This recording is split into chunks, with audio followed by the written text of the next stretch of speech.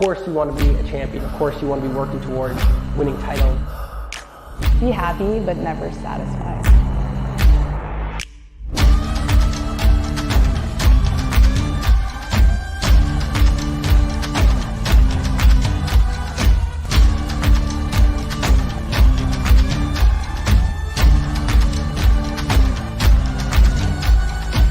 Better than ever.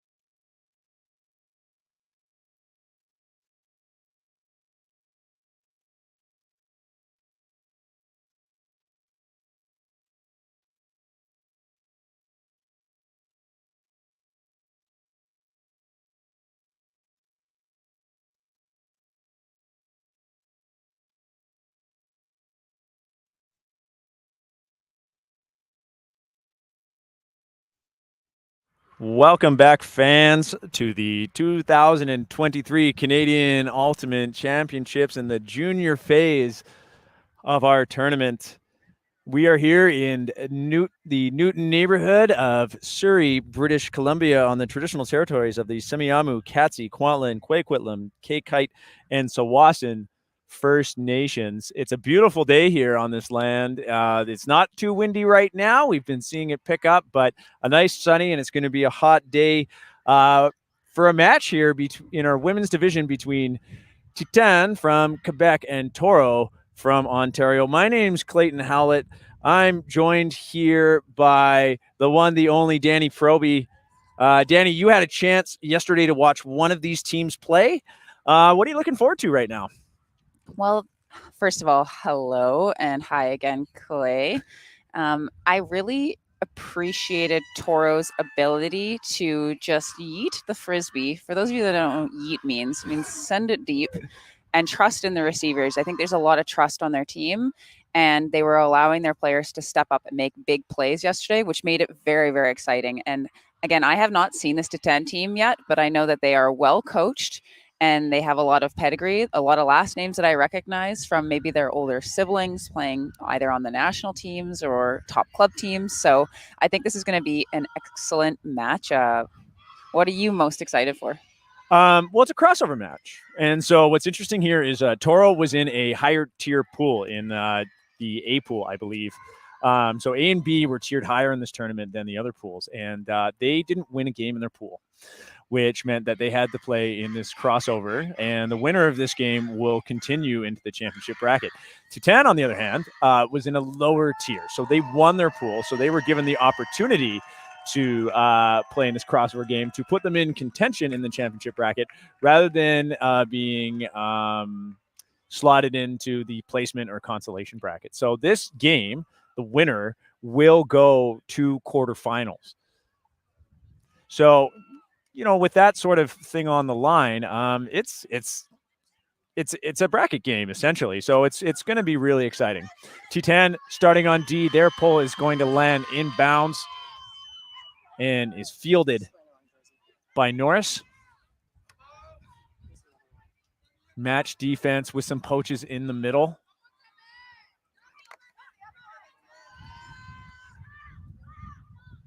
Bond back to Norris.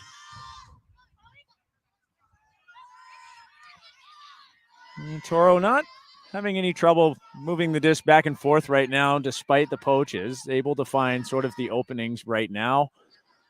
Willing to use a little bit of space in the back, negative space, if you will, to keep the disc moving, and then finding these slots up the middle.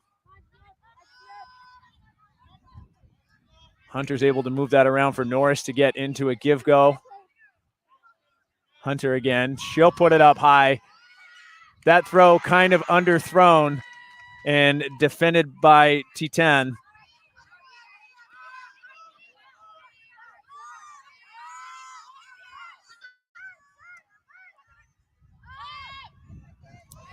So Leone with the D, sort of pivoting here on offense for her team. Always a dump. And Titane tries to go up the line.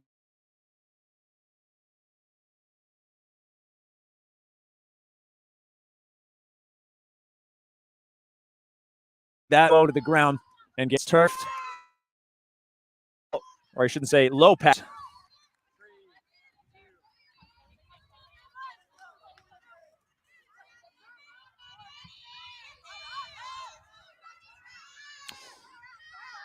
Titane starting with a vertical offense. Photo still looking like, excuse me. Yeah, Photo. Is that Photo? I'm sorry, Danny. I'm just having problems with my numbers here. Who's 23 as we're seeing? Leone. Big pivot on offense right now, right? Absolutely. We know Leone, I've been able to coach her older sister on U20 before, and it's a big pedigree family. They're all good at Frisbee. They like having the Frisbee in their hands, and they make good choices. There is a foul call on that play, as you can see by the hand signals used by the Titane player. So they're going to have a little bit of a discussion. And as per usual, we're hearing some boos. Anytime there's a call, the audience will boo. It does not mean that it's a bad call, Clay. It just means they are being silly, to be fair. Yeah. And something we've been talking about, and I'll just put out, if you're just joining us for this stream, you saw that observer Sandra immediately moved in to hear what was going on. And people are often like, oh, the observer's inserting themselves. Well, actually, no. They're trying to hear what the players are saying so that they have context if they're asked to make a ruling. So Sandra right there to help out. And it looks like that Titane's going to keep it here. They are kind of in the red zone here, still setting up a vertical offense. Observers making sure that everybody is set and everybody's coming in on the right stall count. So we're coming in on stall 4. It looks like it was a contested foul call. Fauteur swings it back. Toes able to move it up. Leone playing that pivot position. Toes trying to direct traffic, looking for that backhand. Seems to be a call on the play, whether maybe it was a contact or a disc space type thing, but now the observer is coming over to sort it out. Often players, when they're called a fast count, like when you're defending on the mark, when a fast count or disc space is called against you, you do have to both back up and drop a count. So that was a foul, no contest, so it'll come in on 1. So Toes with some time. Still looking for that open the side, is going to send it out to space. And it's just a bit too far. I actually really like that look. I think that throw to that side, it was open. There is a little bit of wind. Sometimes it can kind of sail the disc a little bit. But in general, I thought that was a nice throw into space. Weatherup will pick up, brings it up to the line. No options right off the disc being called in. So losing 3 or 4 stalls, but she's got someone open in the middle with no defender. It's just a nice little scooper over the top. Yeah.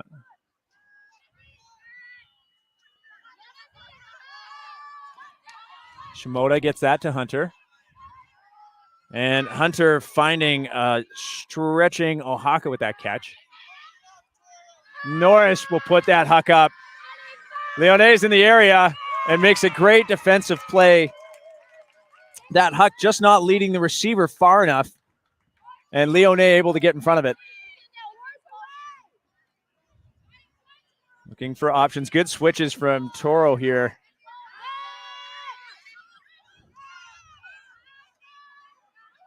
Titane going for a breakout. Great layout bid to keep that alive from Scopes.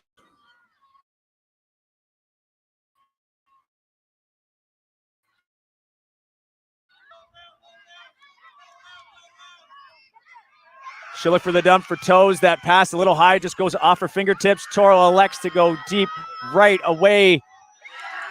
And bringing that in is Wood.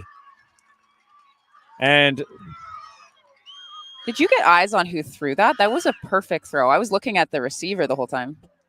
I unfortunately did not. Well, I believe it was a number 2. I might be wrong with my credit here, but I believe that was Dominic Weatherup.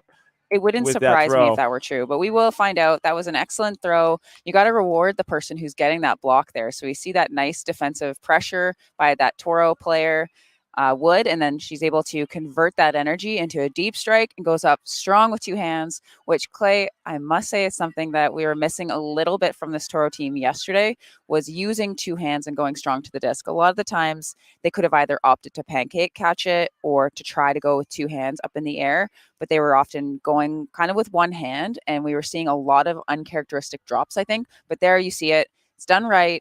We love it. Love to see it.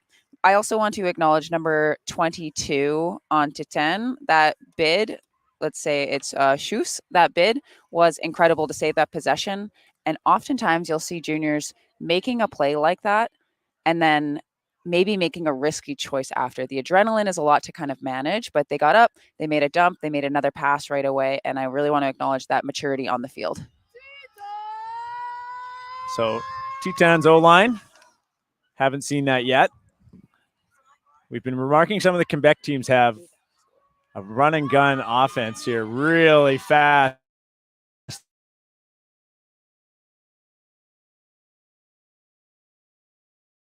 and quick. So this split stack play gets it up immediately past half, elevating to bring that down.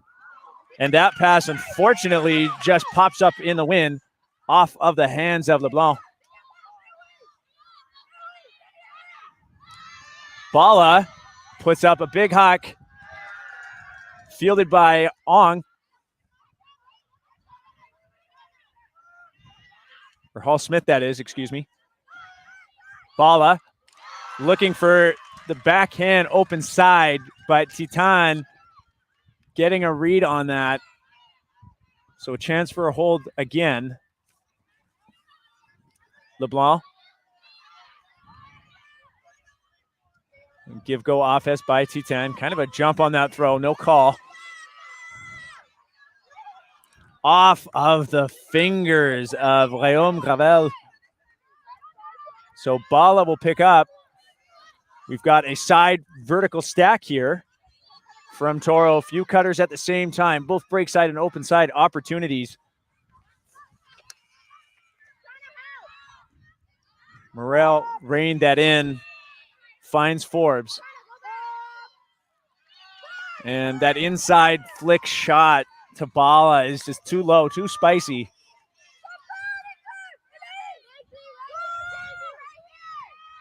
Titane, vertical offense. Looking for options, finds the under. Lafosse. Quick swing.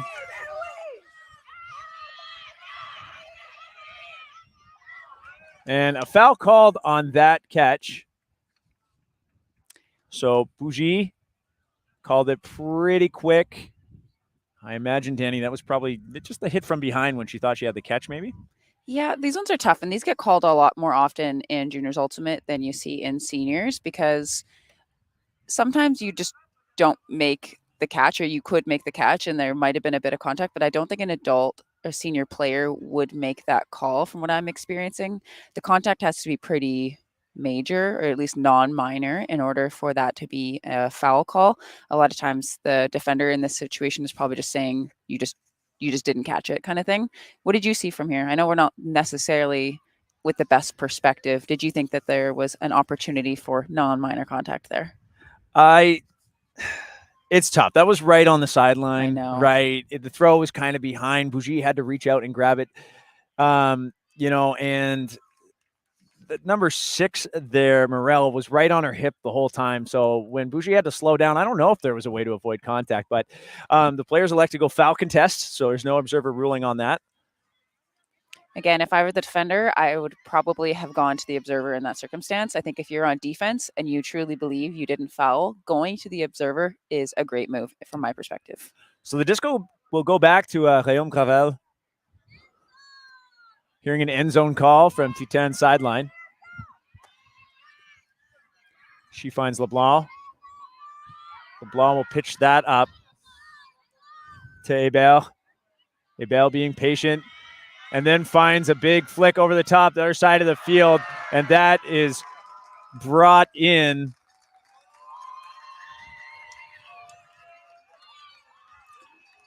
I'm loving these throws to space. I think that they are showing a lot of maturity with the disc. I believe that was Audrey Coulard. Yeah, I'm having trouble seeing her number. Her hair is very long. Yeah, I know, but I'm pretty sure I saw 5 back there. Oh, yeah, if we you gave did. credit to the wrong person, our bad. Regardless, Titane is on the board with a really beautiful score. I really loved how number 6, Tremblay, is just kind of quarterbacking the whole offense.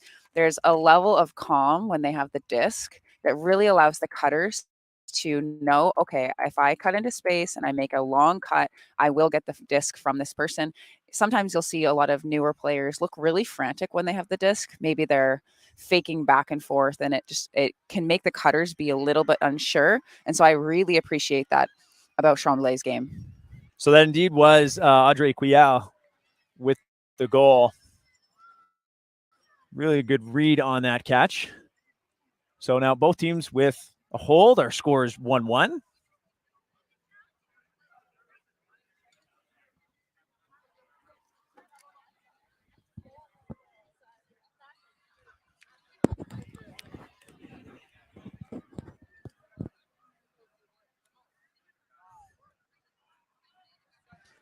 So Titane's pull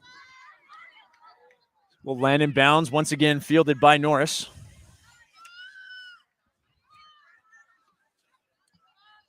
So this poachy defense by Titane so far hasn't generated a D themselves. The handlers are just working it back and forth. It seemed last time they were relying on TORO making a mistake, which they did. But TORO showing some patience here. Shimoda, pivot point in the middle, looking for the options she wants. Not seeing anyone coming down from the middle well, I say that, and then Oaka comes down and gets it back to Shmita. So now TORO's starting to get some yards. Now, I really like that Titane is coming down with his defense. I just wish that mid person would actually take a person a little bit more. I think that would be a lot more effective. Norris finds Hunter.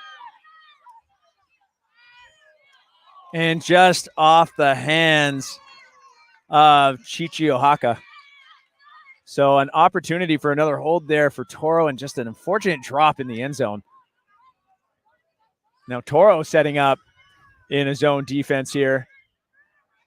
I'm liking Danny. I'm seeing a lot of heads on swivels here in this zone, really trying to take threats as they come in. But Leone just gets it moving, and now Titane finding the holes in the zone. Toes right back to Leone. I love that use of big negative space back with a big gain right after it. Unexpected when you're in a cup sometimes. But Leone looking for options. TORO starting to clamp down. And an up the line throw bounces out of the hands of Gagliardi.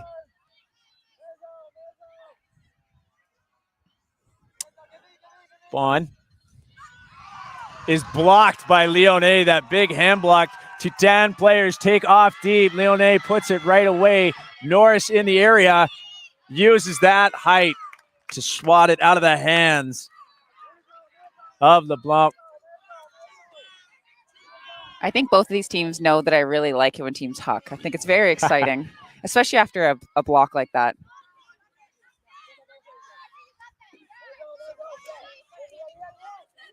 Bond looking for options. And a turn.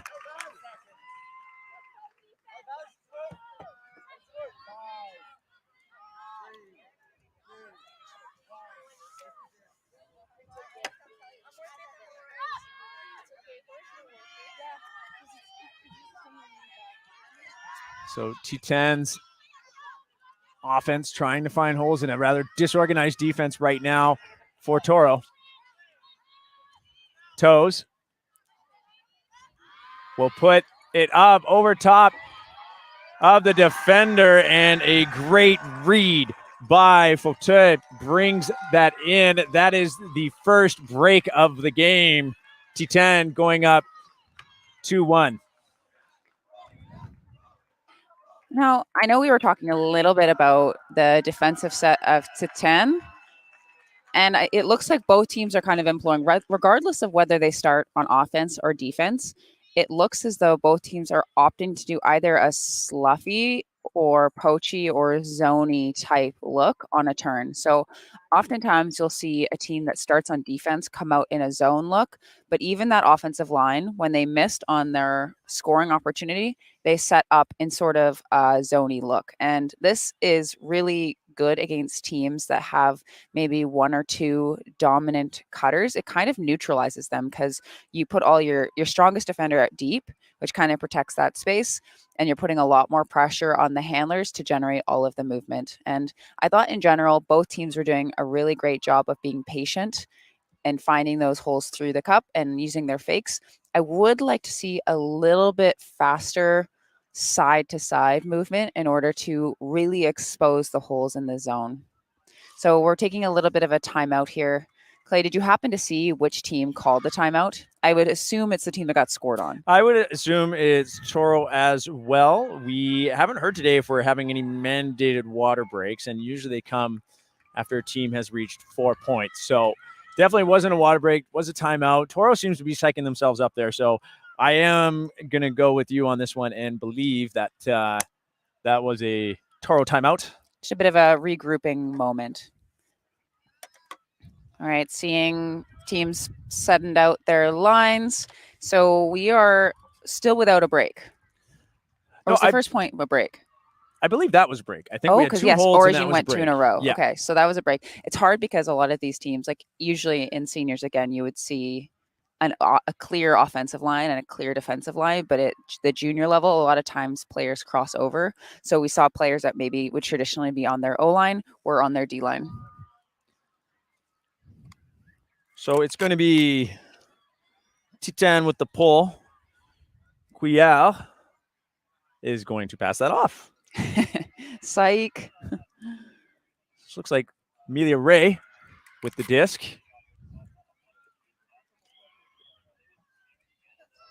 And her pull will stay in bounds. Right on the sideline. I absolutely love that as a defender if my puller can do that. Yeah. Bala picks up. Finds Corbetti. And will get it up the gut to Bond. And I hear Bala as a Toro player streaks deep. And that throw, just a little underthrown, bounces off her hands. So Ong, unable to bring that in. Or excuse me, Hall Smith.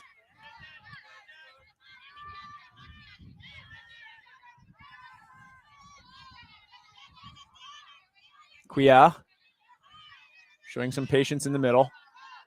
High stall count, looks for a dump. Bougie is there. And she finds Ray.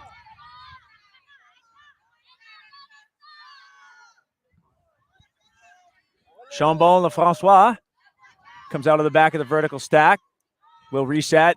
That pass a little bit errant and just out of the reach of the false.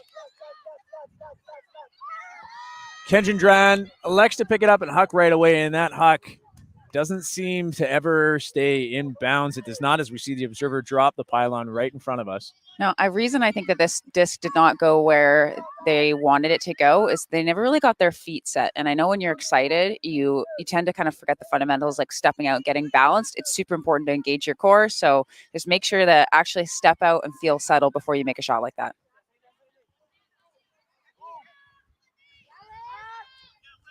Sabna finds Bougie. Bougie will go up to Couillard.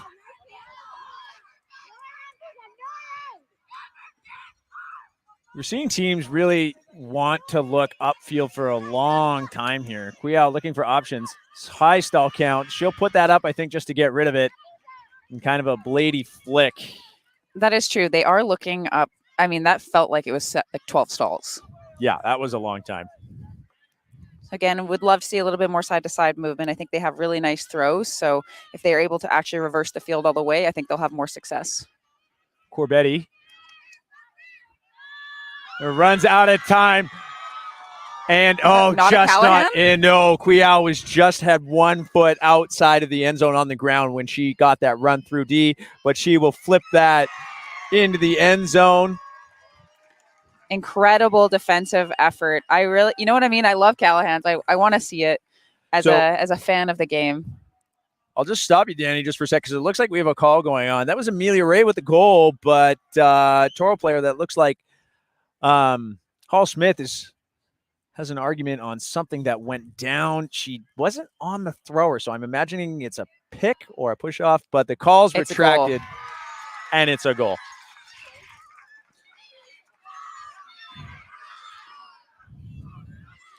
Now, for those of you that don't understand why we were so excited about the potential first goal, is that when you get an unassisted goal, it's kind of like a badge of honor. Like, you know, like in Scouts, you try to earn badges for doing certain things, whether it's starting a fire or swimming or whatever it is. In ultimate, you want to catch a Callahan. So when the other team throws it and you're able to defend it and just catch it into the end zone, it's a pretty rare thing. Clay, have you ever caught a Callahan? I've caught Callahans. Do you know what I've also done? I've got, I think, 3 Callahans under my belt. And I also have 4 Callahans under my belt. The other way. The other way, yeah. Yeah, I've definitely thrown more than I've caught. Wasn't my fault, though. Sometimes you throw it and the receiver doesn't go to it. Yeah, that's what happens every single time. It's never my fault. Yeah, so they don't really count. No, that's fair. Yeah. I think I might have thrown one in league, but I don't know if I've ever thrown one in a game that matters. Not that league doesn't matter, but you know what? It stings the same. Does it? It is like a dejected, you put your head down. All right, well, that's the second break in a row. So Toro needing to work on kind of stopping the momentum of this Titane team. I know that they're used to kind of connecting on some of those deep shots, and I know they had one in that last point, and I like the look. The receiver is clearly calling for it, so let's see what they can do with this point. Norris once again picking up, seeming to be the fielder for Toro as she'll flip that to Shimoda. Norris will get it back.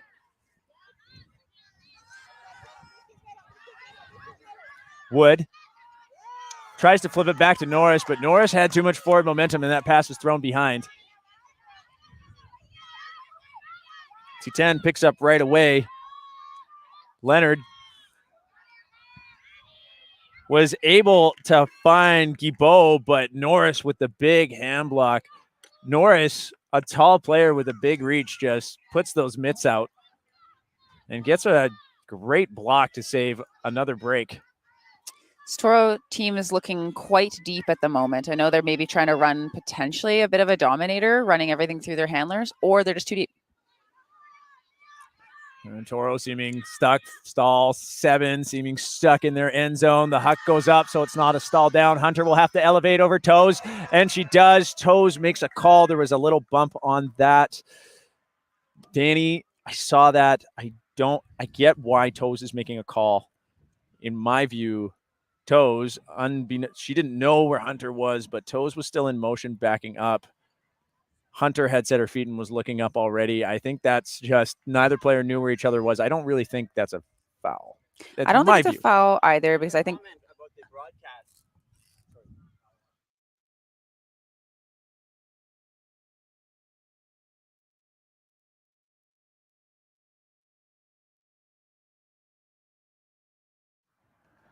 Right. So as we were saying, usually if you have set your position, you have the right to that space. And as a defender, sometimes you're not seeing what's happening and maybe you're tracking the disc and moving backwards.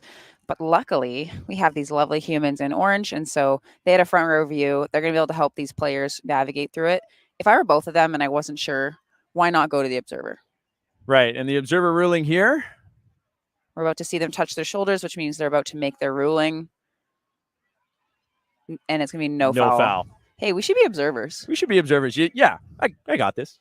So it's Taze. Thank you to Big Daddy Taze coming over here and correcting our phonetics on this one. But Taze calling that foul. It is ruled no foul, so Hunter will get to keep the disc. That was a really nice grab to elevate there. So Hunter goes to Shimoda.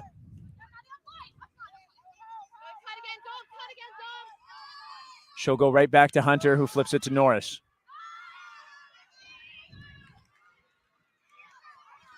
Wood.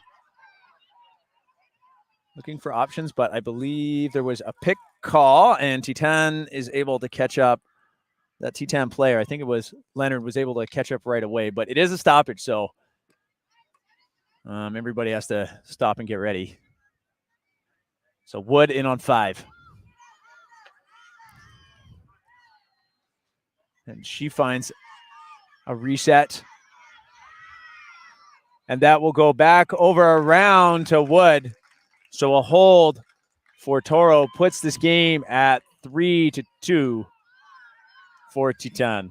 So we say that's stopping the bleeding just a little bit. So I love these throws around. So I'm finding that these teams are opting to play a little bit kind of in 1/3. And so the other 2/3 are quite open. So if you have a thrower like that, like 38, who's able to put that disc around into space, that's Weather Up, who we'll see making these nice shots throughout the game and made these nice shots all day yesterday as well. And Wood, just a really competent receiver, able to go get it. So I'll just mention real quick while we have a moment. We are on the BE Ultimate Showcase field, the official apparel for this tournament, where you can go buy some swag. I think you can order online from them as well. And the other partner we have on the showcase field is Discraft, supplying us with one of the most important parts of Ultimate, and that is our game discs, which have been sort of popular.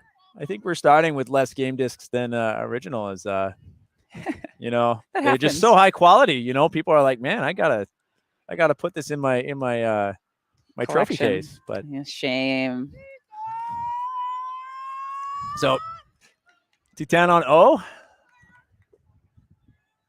Lyonnais seeing a poachy look here. Kind of I think it's a straight up mark with 2 poaches in the lane. So forcing Titane to just work the disc laterally. Hard to find holds in this as all the unders are taken away. But Titane seeming unfazed until they get a fortunate drop comes along in that handler movement. Perhaps what Toro was looking for. Ball up finds Hall Smith, but that bounces out of her hands. Lyonnais picks up immediately. Looking upfield a long time, but has some open resets.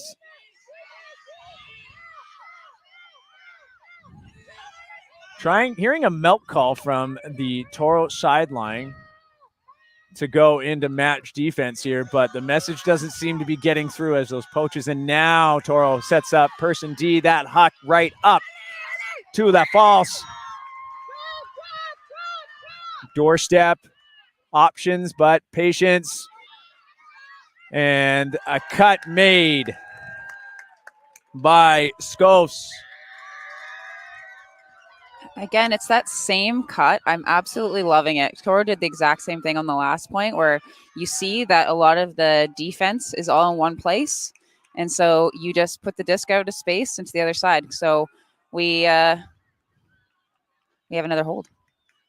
One thing that I know you're talking about the defense, about how they kind of had a straight up force with two kind of defenders in the lane. And this is a type of zone you're starting to see a lot more in general. And it's now infiltrating the juniors. I saw it quite a bit yesterday, and I don't even think I saw it much at all last year. So it really forces the throwers. It really wants the throwers to throw to the sideline. And then typically the mark would be shifting towards the sideline as it gets closer and end up putting up on a trap. It can be quite challenging for teams to get through if they have a very traditional handler and cutter core. If you have players like us, Clay, who like to cut and handle, then that helps. You need a lot of movement kind of going north and south through that zone to really make those people choose somebody to go on, because it is quite vulnerable in the mids. If you can make that throw to the sideline ish and then bounce it right back, you're going to be in good shape. But a lot of times, as we're seeing, the players are throwing the disc to the sideline and they look up field for 7 stalls. Yeah. And that's playing right into the zone's trap. Now, wait a minute. Did you say you like to cut and handle? Okay. Well, yes, I do like to cut as long as I'm initiating. I'm actually curious, Danny, though, where have you seen this defense before? Because I've played around with it in my community, but I actually haven't seen it employed at a tournament before. Have you seen it in other places? Or yeah, I mean, in college it happens a lot. You'll see straight up marks that if you're playing against a team that likes to huck, for example, because it does take away the huck. For UBC, for example, which is one of the teams that I coach, we'll do that sort of, it's kind of like an arrowhead or a triangle zone, but we'll also do a diamond. So you have one more person sitting in that mid spot, and it can be quite effective. It's just forces a different style of offense. Right. Taste Pole landing in the middle, picked up by Shimoda, flips to Norris.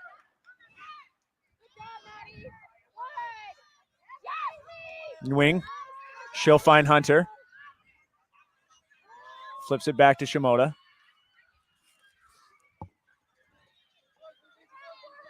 Not finding any options and still looking upfield for quite a while until she finds Ohaka.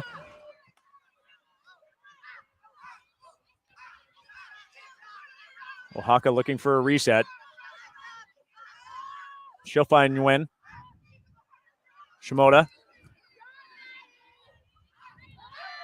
And Shimoda will put it up for the tall Norris, who is not quite in, just on the other side of that white line. And she goes to a bidding weather up. Just a bit out of reach. I know we're talking about these throws into space, but you still got to throw them a little bit closer to the receiver. But that was a nice thought. Quia. I like that choice, Danny. Yes, we're all about choices over execution here, especially the juniors. We love seeing people being courageous with their choices. It actually makes the game open up a lot. So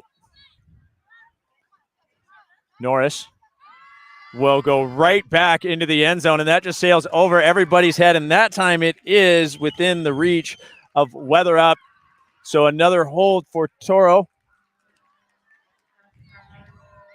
Maybe not the intended receiver, but we like the focus. We call this wide focus. So being aware of everything that's happening on the field, even if the disc isn't to you, even if the Frisbee isn't for your check, if you can have a wide focus and be able to kind of see everything that's happening on the field at the same time, if you can, then you're able to kind of get some poach blocks. You're able to get some, we call it garbage collection. I know there's probably a nicer term for it, Clay. Do you know a nicer term than garbage collection? Because that's my favorite thing to do. When somebody hucks one of my teammates and I'm like, that might be a little bit off, and I wait for it to bounce off a bunch of hands, and then you get the glory. Oh, yeah, spatial awareness. Oh, so not garbage collection. No, spatial awareness. Okay. Yeah. When someone tells me I have good spatial awareness, they just mean way to stand somewhere and get lucky, dude. Yeah. I kind of like garbage collection because you do feel like a feral little raccoon, like standing behind everybody, like waiting for them to mistake, and then you get all their scraps. Now, There's glory in it, though. There is glory in it. There's a term that I've heard kicked around a little bit from people in my community, and Troy was using it on the last stream, though. That choice, though, from Norris to put that out, not for the intended receiver and his kind of in coverage, would you call that a false positive?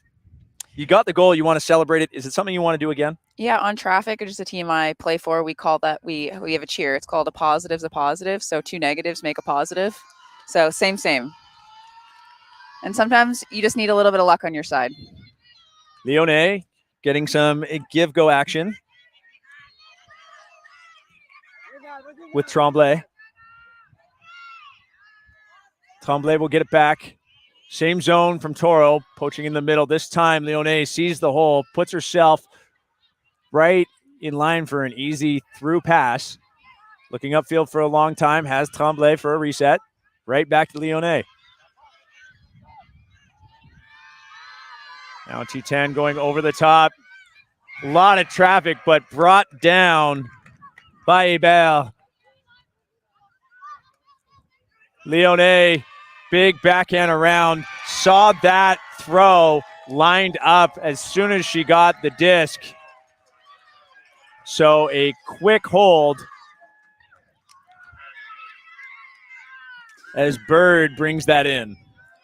Now, I was talking earlier about getting properly set before you're throwing and how we've seen a couple errors from people who are maybe getting a little excited. When we saw Leone there get the disc, see the target, it was full step out, very balanced, strong backhand, strong fundamentals, just lasered that right into the hands of the receiver. That was just an excellent elite throw. Yeah, it was at she got the disc and twisted her body, right? She used her whole body to make the throw. We've seen a lot of throws this weekend where people want to make that throw, but instead of twisting their body, kind of just push with their throwing arm and not getting the distance. And a lot of underthrows that we've seen this weekend have been due to that. So, as you say, Danny, that looked professional.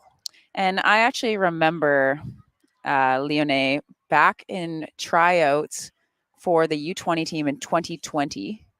The one that got canceled because of COVID. I remember her there as like basically a literal baby kind of at the tryout, trying to get experience. But this is my PSA for all of you that are unsure about U20 tryouts or unsure about going to prospect camps and stuff like that because you're too young or not that experienced. Those coaches remember you. Like, I think she might have been in grade 8 at the time.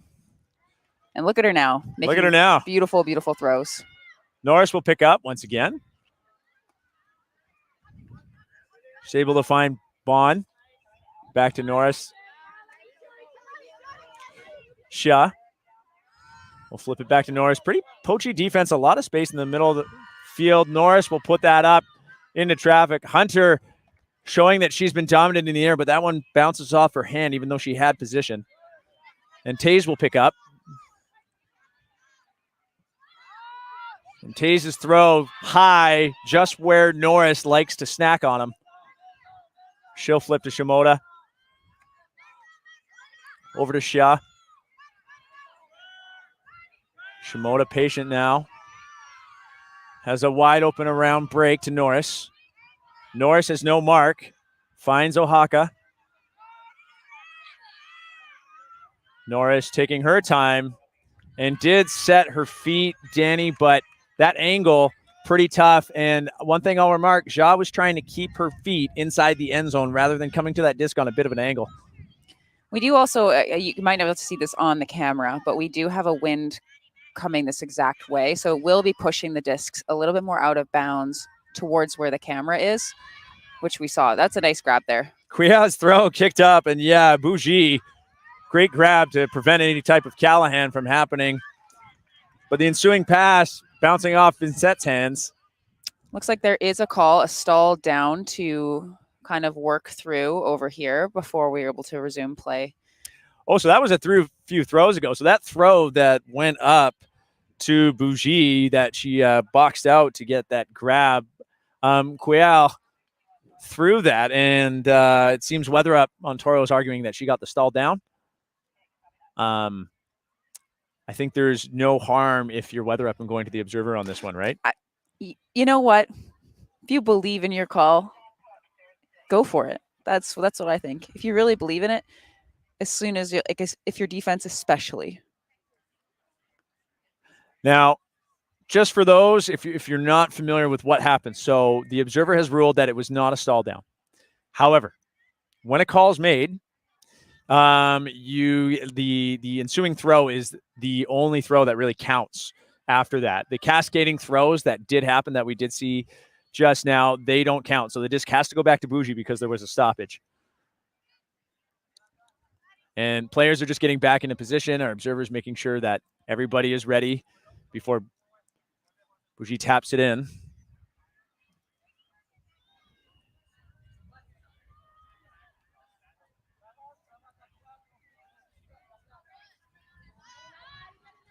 That throw too high for Scopes.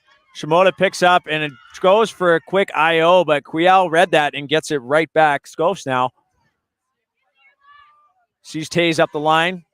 Taze keeps her feet in. Lines up for a big flick huck. Good to a moving target out in front. Vincent with a good bring down over Oaxaca. Dumps to Quial. She'll try and air that out. It's high, but after a block, Kayleen sticks with it and finds Scopes in the end zone. You don't see that too often, like the layout going towards the disc like that. And maybe the player could have reached down and caught it, but I am such a fan of doing whatever it takes to keep the disc in your hands. And we've seen a lot of like pancake layouts where maybe the person could have stayed on their feet, but they're doing this to ensure that the disc stays alive, and I absolutely love it. Plus, it looks cool. It does look cool. So that is a break. I believe that brings our score to 6-3. 6-3, you are correct. Don't you love it when you're right? It happens sometimes. Well, I absolutely love that shot. I love that offense, that up the line by Taves here to a completely open receiver. It was really clear. We had a one-on-one situation with space and put out a really nice touch forehand huck that kind of allowed the whole offense to cascade. Now, this Titane team, I know that they play a lot of fours in Quebec, and you can see it because they like moving the disc quickly. They almost play most of the time, most of their players play like it's a stall 5 type offense. And I know that sometimes we've been talking about how some of them hold on to it a little bit longer. But in general, I think once the cutters get it, it moves quite quickly. And it's really hard to defend. Okay, Danny, would you say there's kind of a trend also in the junior division that, you know, on your main handlers tend to hold on to it a little bit long because usually they're the players with big disc skills and kind of quarterbacking things. Do you think they might feel some pressure to hold on to it longer in direct traffic? They might feel some pressure to try to make things happen. Absolutely. Right. Ball is throw, speaking of making things happen. We're not speaking from experience here. No. So ball is throw a little too far for Weatherup. And so Titane with the opportunity for another break.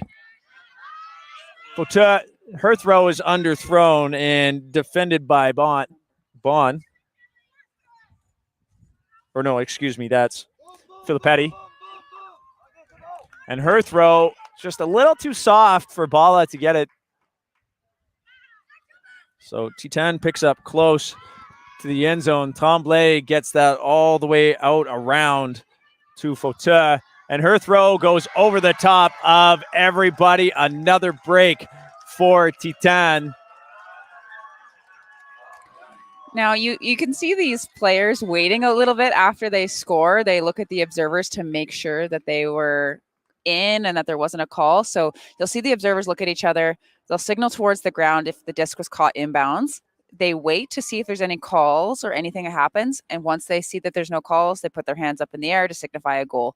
Now, it's good on the players to not just catch and spike, because I've seen far too many turnovers from people who thought they were in, didn't wait for the observer signal that it was a goal, spiked the disc, and now it's a turnover. And you look really silly. Now, we're not sure who got that goal. Or party on the... I think it was 12. 12? Yeah, party on the Titane sideline, so it was hard to see. So we think it's Guibault, but we'll double check and make sure credit is given where credit is due. It looks like we have a timeout that has been taken, unless we've been halftime capped here. Halftime. So it is halftime. So we're right at the 46-minute mark. So that's kind of perfect. So Danny, I think you and I will take a little break, and we will be back with the second half shortly.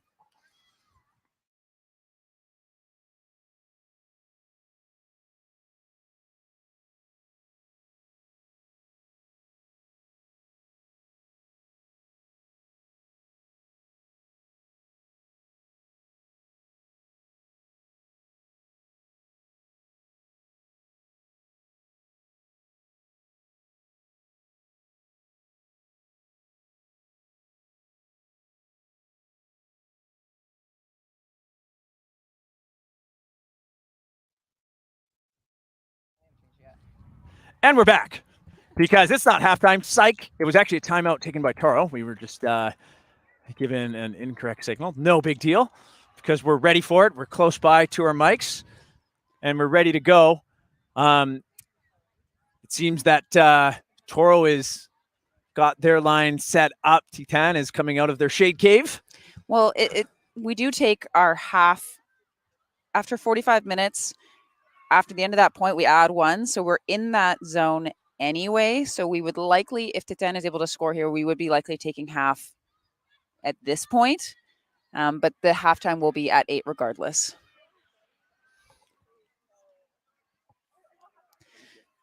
So we have Titane with the disc.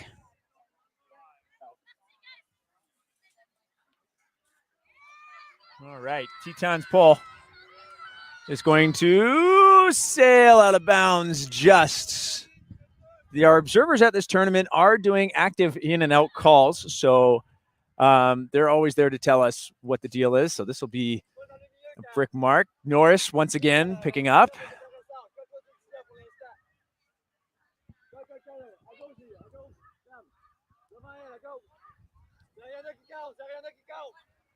Oh, we're seeing kind of a wedge double team. Okay, now the zone falling in. So it's like a 2-3-2 of interesting defense by Titane. Titane gets lucky off of a drop by Toro there. So Saab now picks up. She finds Bird under. But now Bird's trapped on the sideline looking upfield. Finds a reset, and it's punched in to LeBlanc. And Titane takes half. The assist from number 4, who we actually don't have a number for. So after the second half, I'm going to tell you who made that great reset cut and assist. We've wanted to talk about 4 before, but we can't. Yeah, 4 has been doing great. So we're going to get the name so we can let you know. Mystery person. Yeah. So now the score being 8-3, it is half. So for sure. We are going to take a break for real this time. Go get your coffee. Go let your dog out. We'll be back shortly.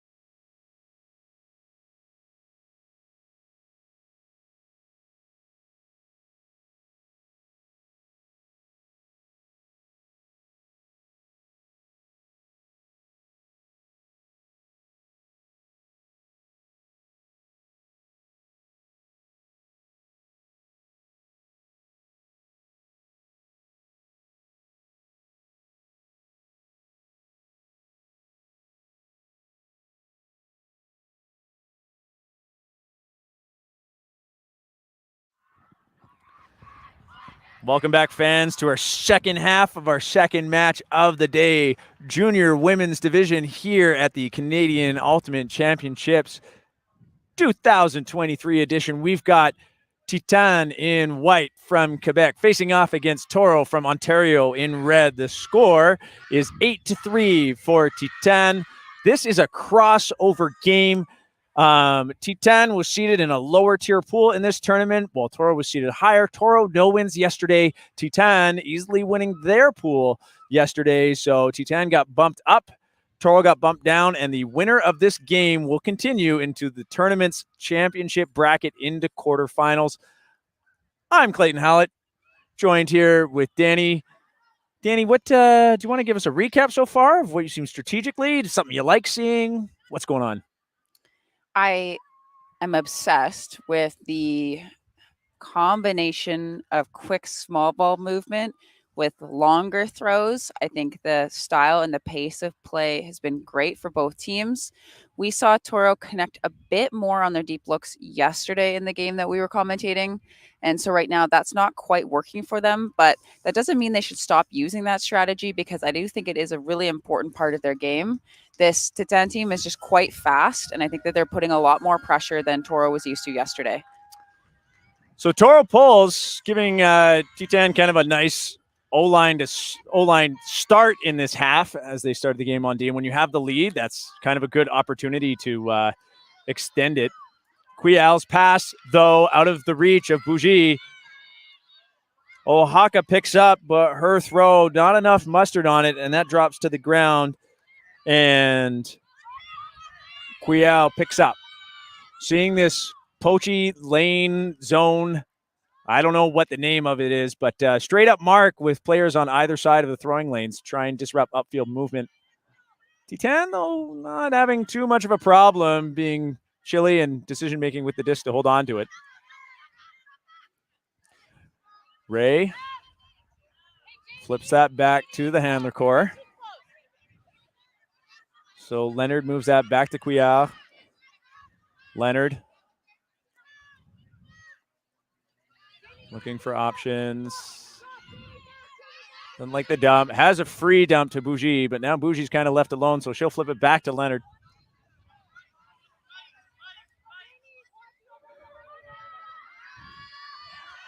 Leonard goes over top, finds Scopes. Scopes is saying, come under. I want to play the small ball, so she flips it up to Leonard, gets it right back. Again, big pump fake Huck, but she'll put up a backhand around. Wide open Titane players. Patience shown by Ray. Vincent looking for a reset, sticking with Bougie. Doesn't like what she sees. Instead finds Leonard. Bougie goes up the line, wide open. And that natural organic break starting the half on. Oh, that's a goal for Titane. They extend their lead 9-3. Now, I want to highlight a specific player on that point. We had Leonard kind of going every other and moving the disc quite quickly, a very reliable reset for anyone who had the disc in their hands. But then she also elects to make this kind of nice high release flick into space over the entire zone that broke it free. And not only that, she was the first one there to do the give and go. So that player that she was able to hit, they did a nice give and go and then was able to punch it in for the score. And one other thing about this player, I've known her for a while, but I only know her because I've coached kind of alongside her one older brother's team, and I was able to coach her oldest brother's team this summer on the U24 team. So Felix Leonard was on my mixed team. And at first I was like, oh, are they going to play very similarly? But I think the Leonard we're seeing today might be the superior Leonard. The superior Leonard. No shade towards Felix or Adam. Yes, You're no. both great. Love you both. But your sister is making a name for herself out here. One other player we need to talk about would be Eloise Brousseau, wearing number 4 today, hybrid 55, who got that goal to take half. Or was the goal or the assist, but has scored some points and done some heavy work for Titane today. Just wanted to highlight her contribution to the team as we were missing giving her that credit earlier. Shimona finds a reset to the middle. Hunter leaning over to make that catch.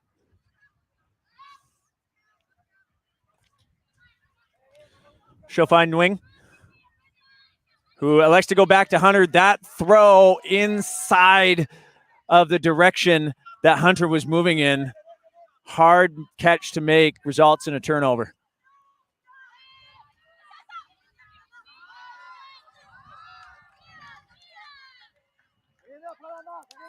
Cagliardi's spicy pass just beyond the reach of Hebel.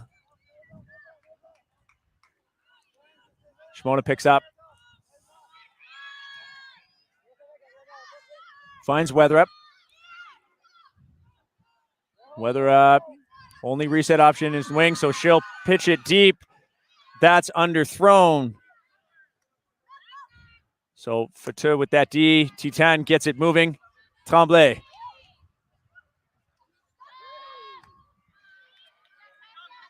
Bird.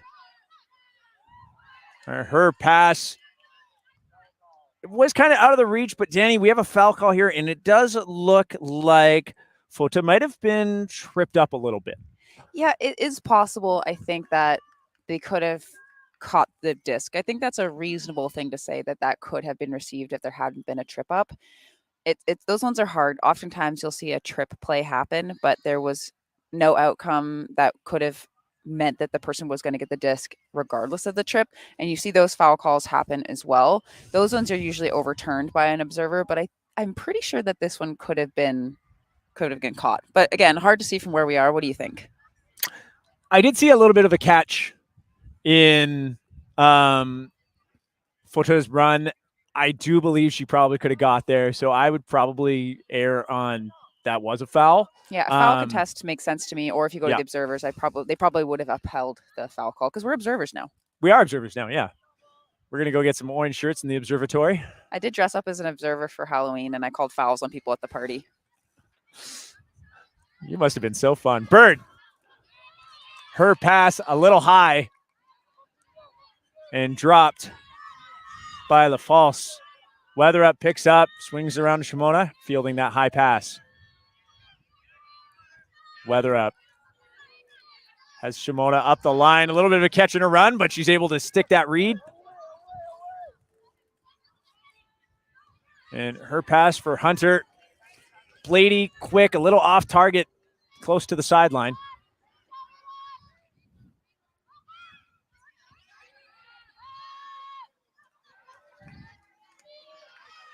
Tremblay showing us some speed, and Shimona in turn herself showing some speed, gets that run through D from behind her check. What a turn of events. I love the athleticism that it takes to actually just catch like a block like that. That's incredible. Patel with the disc. There seems to be a discussion between her and Bird. Which 16 will be victorious? But observer Sandra signaling a foul contest.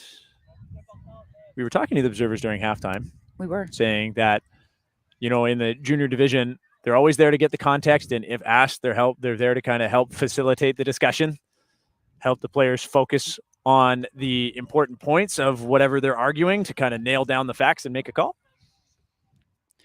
Also, I just feel like the observers that we have at this event are also just so sweet and nice.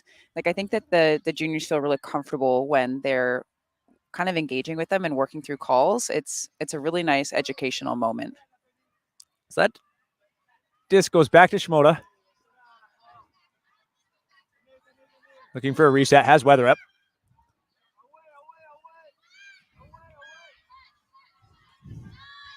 She'll go back to Shimoda. Foul called on that throw.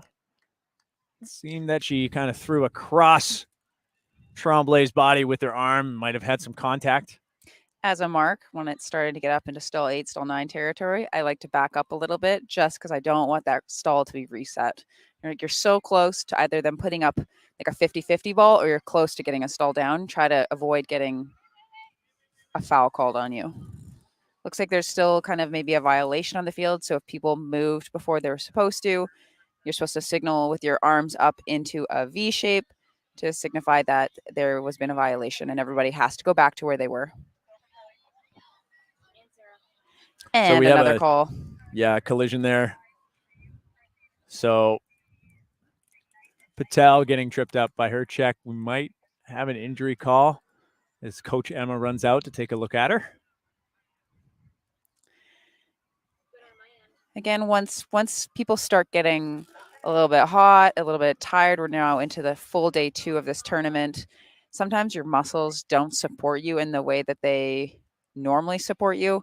I don't know if everyone who's watching this has played Ultimate before, but being able to play this many games in these kinds of conditions, it's a lot of volume on these young athletes. And so a lot of times you'll see them kind of go down with like little ankle rolls or cramps or something like that. And a big part of being able to be successful at these tournaments is just attrition. Just making it through the tournament is such a big success. So Chen will come out to replace Patel. Weatherup still has the disc. I'm not too sure of the stall count. Usually we'll get a signal, so should see that in a minute.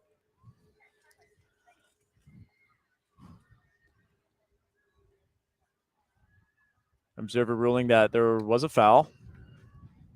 Fouls can be accidental. Foul can just be tripping somebody up. And since it was a defensive foul on an offensive cutter, the stall has to come back to 1. So Weatherup has some time. She'll go over the top to Hunter, who has been dominant in the air this game. She has an over-the-top pass to Shimoda. It is called in. Observers doing active in and out calls. She'll reset to Weatherup, who will boost it.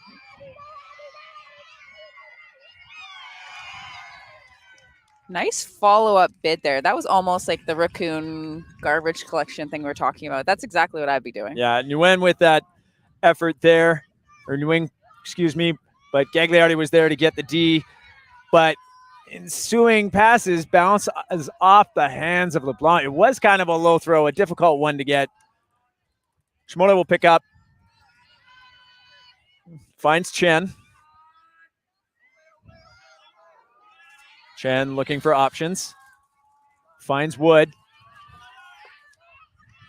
Wood has Hunter. And that one just goes through her hands as the wind pops it up at the worst possible moment. Fauteuil's throw. Chen with good pressure D. You don't have to touch it to make a defensive play. Vertical set from Toro. Timeout Weatherup being called. Yeah, Weatherup picks up and calls a timeout. This has been a long point. Absolutely. And like we are winding down in this game, and we only have, we have less than 20 minutes until the cap goes off. And so if I'm Toro, I'm looking at the score 9-3. It's maybe looking like it's not as possible. I wouldn't say impossible, but it would be very highly unlikely to have a comeback. But you never know with juniors. Things can be volatile. The momentum shifts are incredible, as we've already seen over the past day and a half. So anything can happen, but they're kind of running out of time. And if they are wanting to make a comeback in this game, they need to be converting at a bit faster of a rate. One thing I also want to kind of talk about while we have time is kind of a question for you, Clay, actually, because I've coached teams that have been in both scenarios where you're in the top bracket and you play a bunch of top games. Now you're crossing over, and you're in the bottom bracket and you play a bunch of, in theory, easier games, and now you're crossing over. Which path do you think is more advantageous? Ignoring the score right now, if you can. 100% coming from below. Yeah. Because you got that hunger. You won your pool. You got something to prove. You're Toro. You lost all your games. You're hanging on, right? Trying not to sink deeper. So I think in this case, I mean, like, this is Titane's game to win, if you can put it that way. And Toro, yeah, just on the ropes. Hunter bidding for that throw that had the edge moving away from her. Still putting up that athleticism she has all game. Bird looking for a reset.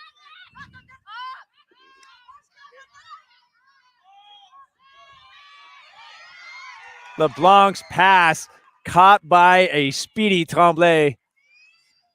And her pass, we're seeing that pass a lot, Danny, that outside in flick to the inside of a receiver. It was the opposite yesterday. We were like launching them too far in front yesterday, and now we're just hitting that inside shoulder. So there's a happy medium. We've seen a lot of those shots go up perfectly into their hands, but right now we're just a little bit behind on these throws. Massive run through D by 9. That was incredible. Full display of their speed and athleticism and desire at this moment. LeBlanc with the run through D now in the hands of Sabnia. But that's knocked out of Tremblay's hands by Weatherup. Shimoda picks up. Finds swing. And I think that bounces off the hands of Weatherup. Tremblay will pick up. Tremblay needing a reset. We'll find Bird. Low throw kind of bounces off the ankles of Bird. Weatherup picks up. Maybe looking for Chen to come under. Instead, we'll reset. Shimoda looking upfield. Finds Bond.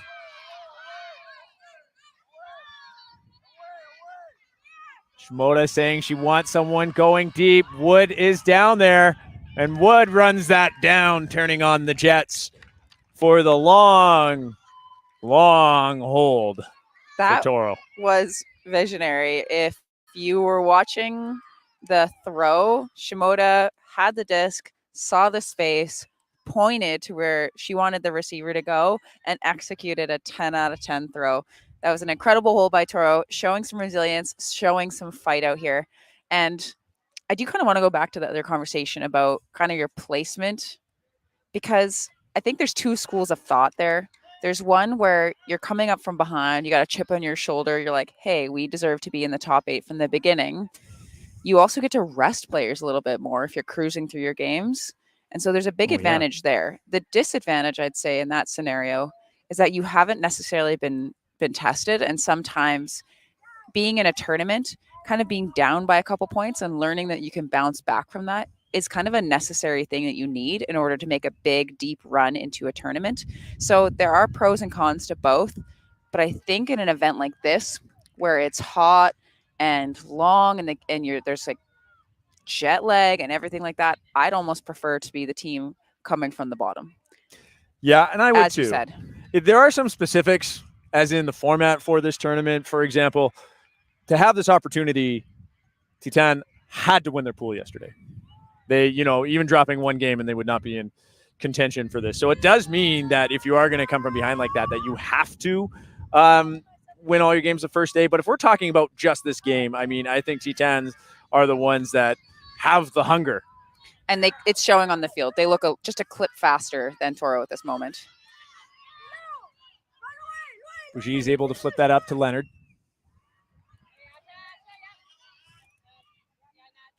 Chase looks to break the mark right away. I like that look against this zone. She'll put that all the way around to Leonard. Taze finds Brousseau. Hearing a melt call from the Toro sideline, looking to pop in to match defense. Brousseau is able to find Vincent up the line, and her pass just a little too far for Ray. Shahana Bala picks up.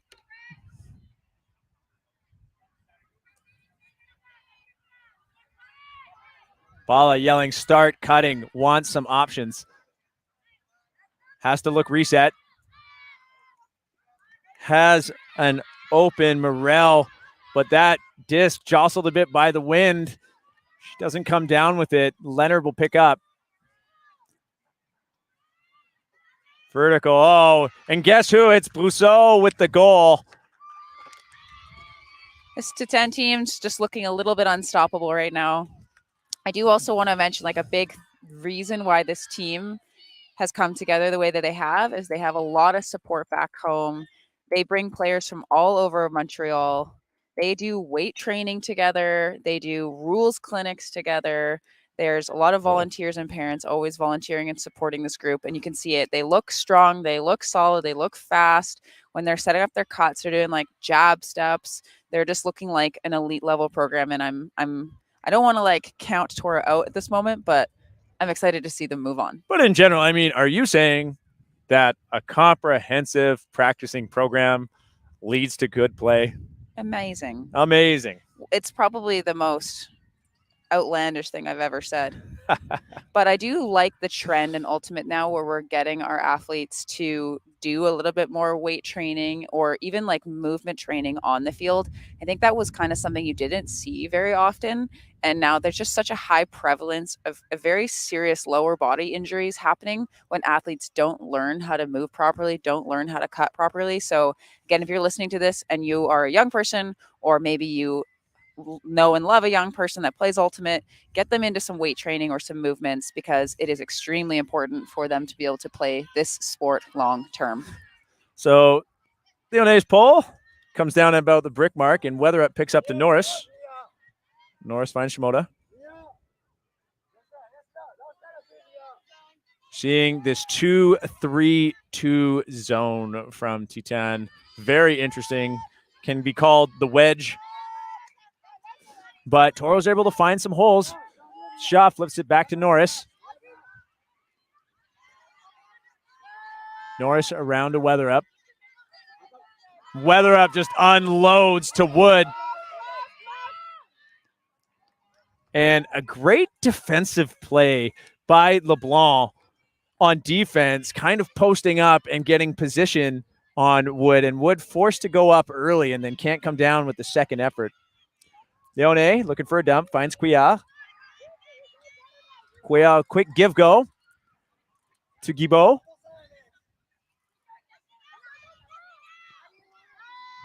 Leone up the line. And her flick huck is low, zipping past the ears of Norris.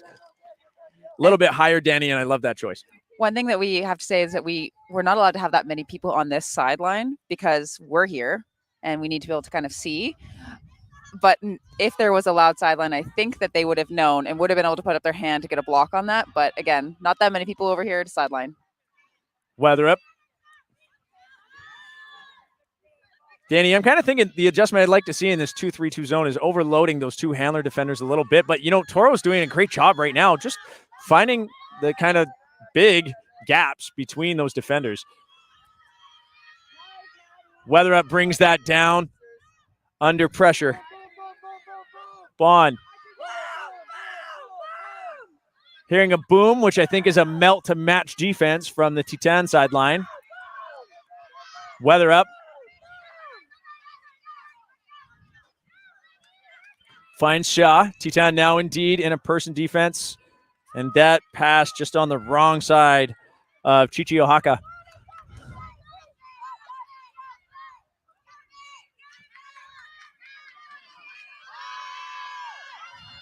That hawk aired out for really number 25, Gagliardi. Danny, you got your hands up. I think I'm just going to let you talk for a second. I love the way that throw looked. That was so exciting. Because imagine it just gives a little bit more float, then that's potentially a layout score, and then your team's hyped up. I love it. It was nice and flat. Nice shot. I know it obviously didn't connect, but I still love it. Keeleen setting up a mark on Norris. And Ohak is able to bring that in. Looking for options. Commits to a dump behind. Finds Norris. Norris has Shimoda. Patient. Been able to find those gaps before. Just playing possession O right now.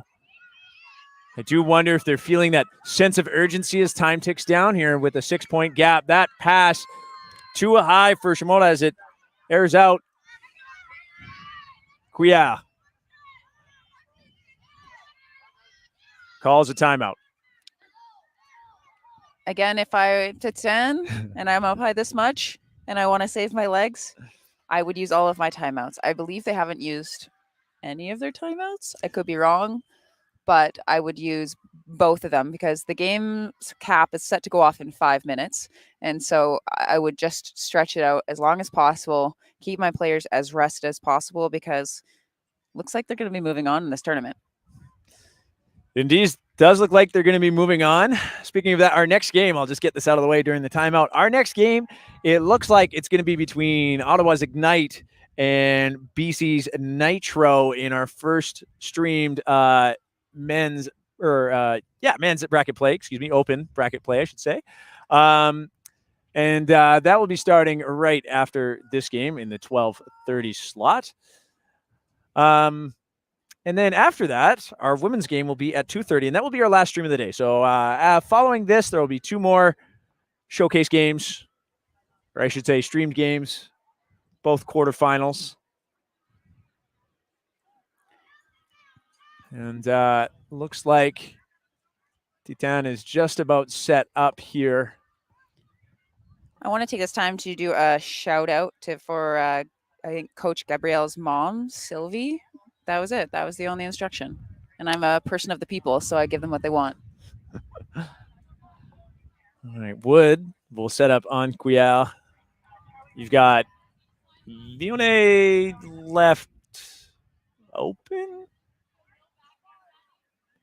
further around, which I don't know if that's by design or a mistake. Leone has been doing a lot of heavy lifting this game. Quickly moves the disc up towards the end zone. Still left open. And one of your more dangerous pivot handlers puts it out to LeBlanc, behind. But a big run through D by Shah. Norris.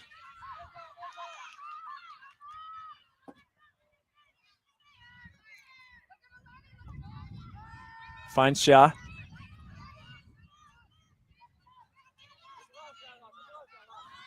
She'll flip it to Shimoda.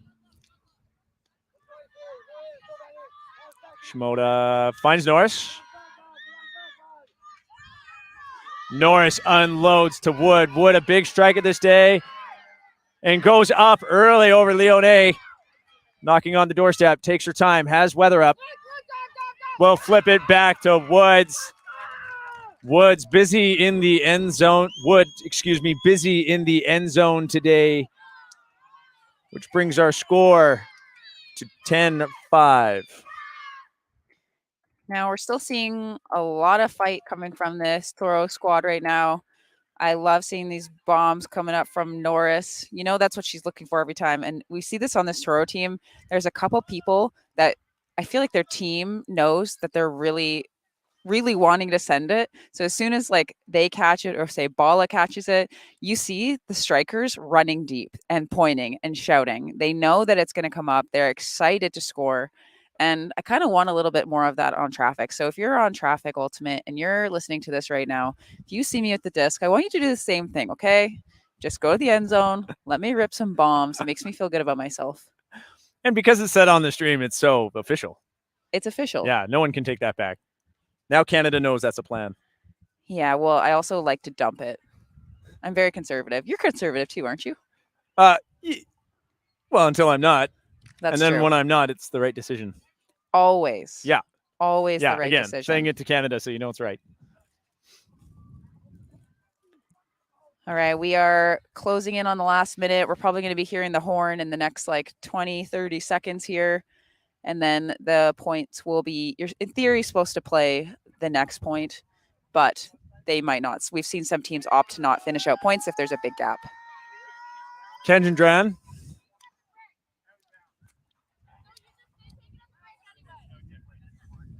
So I believe there was an offside, but since it went out of bounds ahead of the break, Titane will get to bring that to the middle. And it's Taze with the disc. Seeing this flat zone. Can we call it that? The flat poach, the We flat call it zone. an arrowhead or a diamond. Ooh, oh yeah, diamond. I like arrowhead. That arrowhead D by Toro generates a D. That is Menjivar getting involved, but a foul called. This is one of those foul By calls that I Sabna. think that there's misunderstandings about, because I'm not so sure if players always know the difference between minor and non-minor contact in those types of Ds, like whether the person actually had position. And you are allowed to make contact with the player when you're on defense if you're both going for the disc and you're both already in that space, and there can be minor contact of the arms, and that isn't a foul. I'm not sure what happened here. Again, we had players kind of blocking our view. Actually, my hot take is I thought Menjivar was there first. I thought that Sabna was running up to make that, to catch it, while Menjivar didn't see the disc right away. She was in position first, and as Sabna tried to run through to make that, Menjivar noticed and reached her arm out. But I do think Menjivar was there first. I love it when we disagree. Yeah. Never happens, though. So it is a turn. Yeah. Menjivar with the D. Bala puts it up immediately. Taze, though, read that with no issue. So I'm right. Yeah, sure. No, I said Menjivar got the D, and she did. Oh, okay. I think we're saying the same thing then. Oh, okay. See, we always agree. Darn it. Sabna. Around to Skovs. Skovs, huck fake sails me every time. So you might have heard the horn. So in theory, after this point, there's supposed to be one more point played. Skovs with a great read. The run-up jump to get some verticality. Tremblay. Skovs decide to play together for a little while. Invite Taze to the party. Taze goes around to Sabna. What a grab by Skovs. And her throw, that inside shoulder to Bird, results in a turnover. Bala with the disc, big hucker for Toro. And she's looking for a reset. Finds Betty, athletic play. Betty needs a minute to get up after this one. So what a grab, though. Yeah. That was incredible. So sometimes you can have like shoulder injuries or wrist injuries when you kind of land like that. But I love the display of athleticism. Some good spirit displayed here by Skovs, helping Betty up, and Betty went down. Now, Betty did call an injury by rule. You're supposed to take a sub. The rule is if there is no contact, like if you have an injury because you got tangled up with another player, you don't have to sub off. But if you get injured on your own volition, your own accord, you have to sub off. I don't know if that's what's happening. I didn't know that, and I'm really glad you're here to clarify for that for everybody. I know some rules. Yeah. Because sometimes like a superstar will make a layout and then we'll call, like, I'll be like, no, you actually have to go off now. That throw with some heat on it from Bala is just a little too high for any receiver. Tremblay showcasing her superior speed, finds Skovs. Skovs sees Brousseau, but Jamie Forbes in the area to break that up. Kendron flips that around to Betty, to Bala. Bala's huck, a little too shallow. It's become a bit of a huck show right now. Yeah, Taze, Sabna. She'll put that up to Brousseau. Brousseau sees the outside around and finds that completion to her receiver. We'll get you credit to that player when she 18? turns around. 18, number 18. Matilda Foss with the goal, and that will end the game. Titane 11, Toro 5. And Danny, I think the story moving forward, as we were talking about, Titane's game to win. Absolutely. I think that you could just see the normal game that Toro likes to play was being shut down quite a bit by the different poach looks that Titane was employing, and also just their sheer speed and athleticism. It's clear that these athletes from Quebec and from Montreal, from Titane here, have been working on their fundamentals. I was continually, you can't see me from the stream, but I was continually putting my hands up, being like, what a shot. So very, very impressed with all these athletes. I didn't know a lot of these players on Titane, and now I do. I'm a big fan. All right, so we're going to take a break. We'll have another broadcast back with you at 12:30 for our first Open Division quarterfinal between Ottawa's Ignite and BC's Nitro. Make sure you come back soon, everybody. Bye-bye.